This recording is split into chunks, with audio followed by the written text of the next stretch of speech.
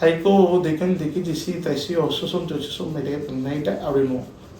Taiko cucu sesusu hai kendi disi afu sarsi yanto cucu abinu. ஆற்றோடைய பாகத்தில் வந்து இந்த பக்கத்தில் நிற்பாங்க காசி. இந்த காதில் தான் பேசுவாங்க. இந்த காது தான் அவங்க நிறைய யூஸ் பண்ணிப்பாங்க. அது அதனால் நான் தூங்கும்போது கூட இந்த பக்கம் கீழே விட்டுட்டு இப்படி தான் தூங்குவேன். இந்த காதில் கேட்கணும் முக்காசி. அதே மாதிரி அவங்க போயிட்டாங்க அப்படின்னா அந்த இடம் கொஞ்சம். இப்போ சமீபத்தில் நடந்த ஒரு விஷயத்த சொல்கிறேன். இப்போது இந்த 2025 பிப்ரவரியில் நடந்தது. 1 மந்த்துக்குள்ளேயே எல்லாமே, அந்த 60 நாளைக்குள்ளேயே எல்லாமே முடிஞ்சிருச்சு. அந்த 2 மாதத்துக்குள்ளே எல்லாமே முக்கால்வாசி முடிஞ்சிருச்சு. இப்படிலாம் நடத்தி காமிச்சிருக்காரு. இதெல்லாம் நான் சும்மா எக்ஸாம்பிள் தான், நிறையா சொல்லுவேன். நார்த் இந்தியாவில் நடக்குது இதெல்லாம். அவங்க இங்கே வந்து புலம்புறாங்க பண்ணது. இப்படிலாம் நடந்திருக்கு, நிறைய நடந்திருக்கு. நிறைய சொல்லலாம், சொல்லிக்கிட்டே இருக்கலாம். அது ஏன்னா அனுபவமே கிட்டத்தட்ட 15 வருஷம் இல்லையா. வரத்துக்கு முன்னாடியே ஒரு உருவமில்லா, ஆமாம், உங்களுக்கு ஒண்டியே ஒர்க் பண்ணக்கூடிய ஒரு சாட் ஜிபிடியா.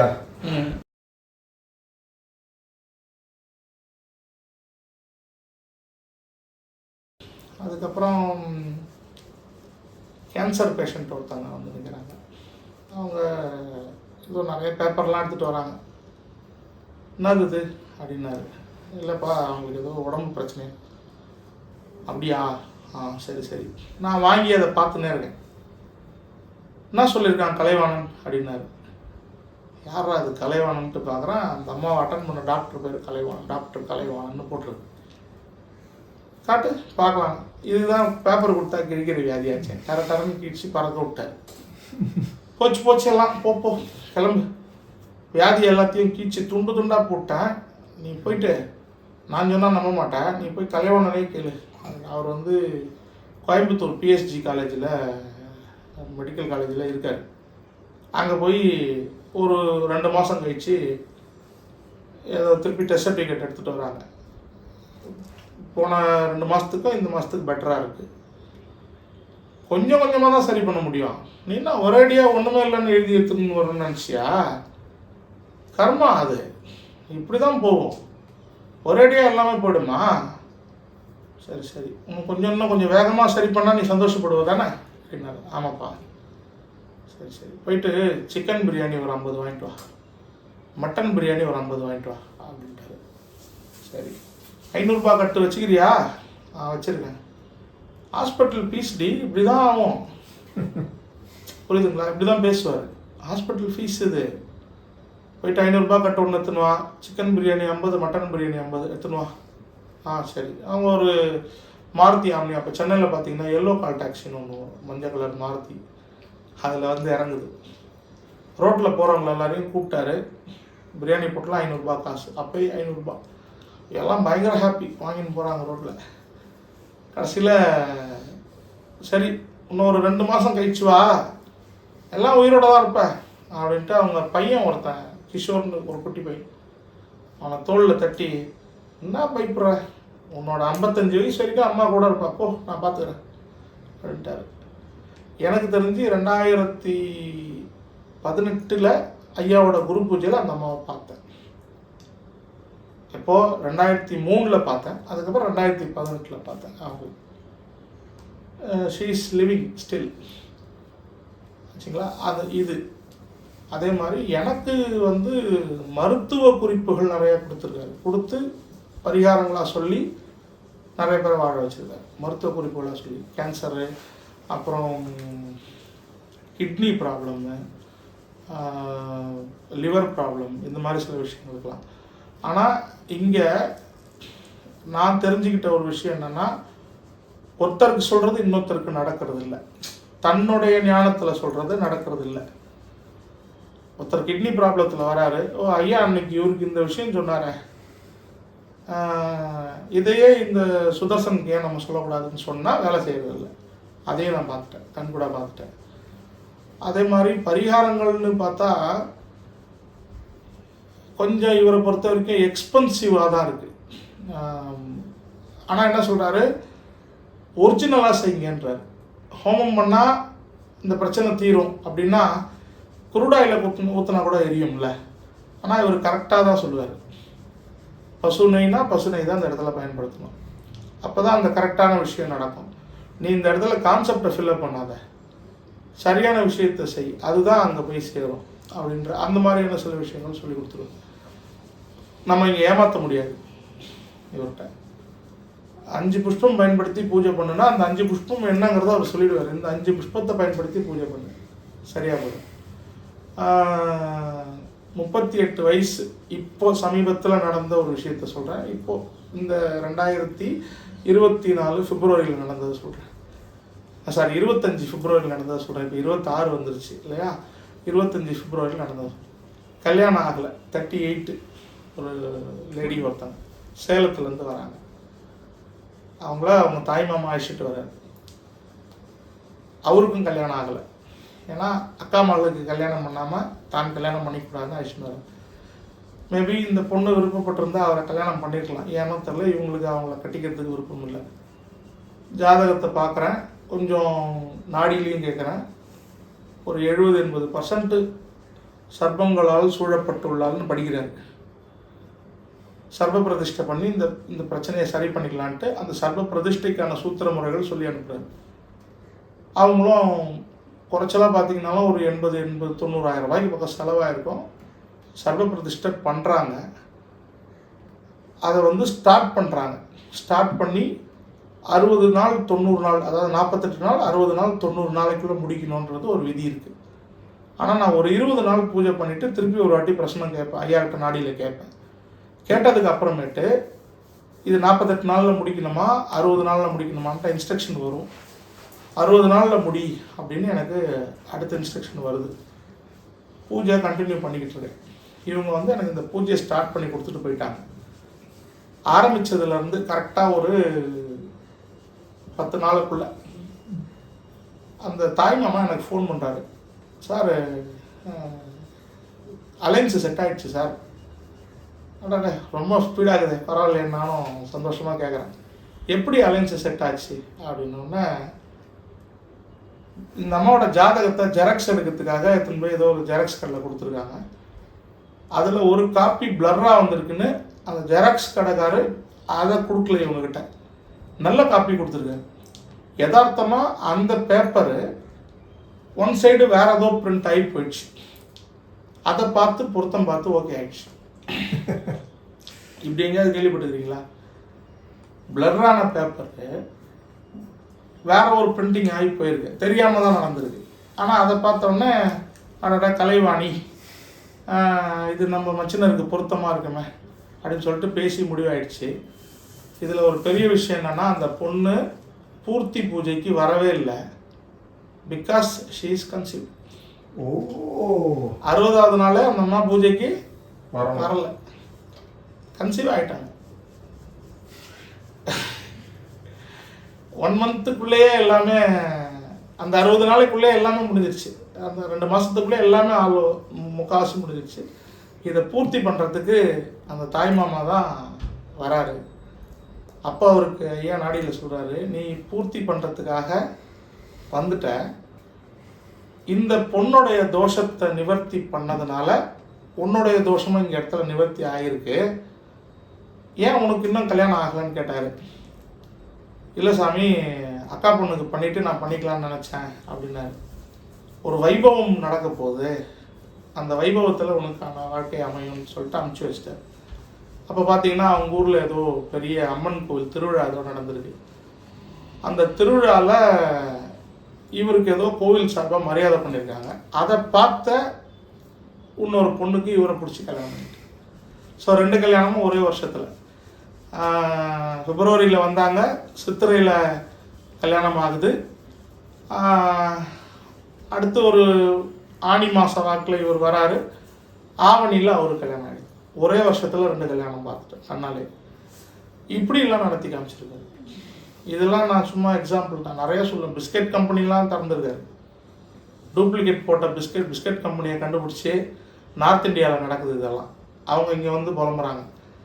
பிஸ்கெட்டு சாம்பிள் சாப்பிட்டு பார்த்துட்டு டேஸ்ட்டாக இருக்குதுன்னொடனே அவனுக்கு இவன் ஃப்ரான்ச்சைசி கொடுத்து இவனோட கடன்லாம் நிவர்த்தி பண்ணது. இப்படிலாம் நடந்திருக்கு, நிறைய நடந்திருக்கு. நிறைய சொல்லலாம், சொல்லிக்கிட்டே இருக்கலாம். அது ஏன்னா அனுபவமே கிட்டத்தட்ட 15 வருஷம் இல்லையா, ஏகப்பட்டது இதில் நடந்திருக்கு. உங்களுடைய ஒரு காணொளியில் நீங்கள் பெண்டுலமை வச்சுட்டு ப்ரெடிக்ட் பண்ணுறீங்க. என்ன ப்ரெடிக்ட் பண்ணுறீங்க? இது என்ன சிஸ்டம்? அது வந்து பாசிட்டிவ் நெகட்டிவ் வைப்ரேஷன்ஸை கண்டுபிடிக்கிறதுக்காக. ஒரு இடத்துல பாசிட்டிவ் வைப்ரேஷன் இருக்கா, நெகட்டிவ் வைப்ரேஷன் இருக்கா. அது ஜென்ரலாக சைனீஸ் மெத்தடு தான். அது எல்லாருக்குமே இங்கே இருக்க நிறைய பேருக்கு அது தெரியும். செயின் ஜோதிடம்னு சொல்லுவாங்க. அது கூட சிமிலராக தொடர்பு இருக்கிற ஒரு விஷயம்தான். அது நீரோட்டம்லாம் கூட அது மூலியமாக கண்டுபிடிக்கலாம். ஒரு இடத்துல நல்ல தண்ணி இருக்குது, நல்ல சக்தி இருக்குன்னா அதில் கண்டுபிடிக்கலாம். சக்தி வந்து ஜலத்தோட சம்மந்தப்பட்டது, பிரபஞ்ச வழிக்குட்பட்ட பஞ்சபூதங்களோட சம்மந்தப்பட்டது. நல்ல காற்று அந்த இடத்துல இருக்குன்னா அந்த இடத்துல பாசிட்டிவ் பவர்ஸ் நிறையா இருக்கும். தெய்வீக சக்தியும் அதோடு சேர்ந்தது. சில இடத்துல கோவில் இருக்கும், கோவில் பார்த்தீங்கன்னா ஒன்றும் வைப்ரண்ட்டாக இருக்காது, சக்தி அந்த இடத்துல இருக்காது, டல்லாகவே இருக்கும் அந்த கோவில். அப்போ அந்த கோவிலில் பாசிட்டிவ் நெகட்டிவ் எனர்ஜி இருக்கான்னு பார்த்துட்டு தான் நான் கையே வைப்பேன். சும்மா போய் திருப்பணி பண்ணிட முடியாது. சில கோவில்களில் நெகட்டிவ் எனர்ஜி நிறைய இருக்கும். அதாவது பலிகள்லாம் நிறையா கொடுத்து சரியானபடி பூஜைகள் பண்ணாமல் இந்த காலக்கையர்கள் வழிபாடு மாதிரி ஏதாவது பண்ணி அந்த தெய்வத்தையே உக்கிரமாக்கி வச்சுருப்பாங்க. அப்போ அந்த பலியை எடுக்கிறதுக்கு சில துஷ்சக்திகள் வரும் அந்த இடத்துல. அப்போ அந்த டெம்பிள் வந்து ரொம்ப அசுத்தமாகிடும். அப்போ நம்ம போய் திருப்பணி பண்ணுறச்சா நமக்கு எதனா பாதிப்பு வரும். அப்போ அந்த இடம் பாசிட்டிவாக இருக்கா நெகட்டிவாக இருக்கா, இந்த திருப்பணி எப்படி செய்கிறது, எப்படி இதை ஆரம்பிக்கிறது அப்படிங்கிறத கண்டுபிடிக்கிறதுக்காக யூஸ் பண்ணுறது பெண்டுலம். அதில் தண்ணி கண்டுபிடிக்கலாம், நிறையா இருக்குது. அதில் கோவிலோட எனர்ஜி கண்டுபிடிக்கலாம்.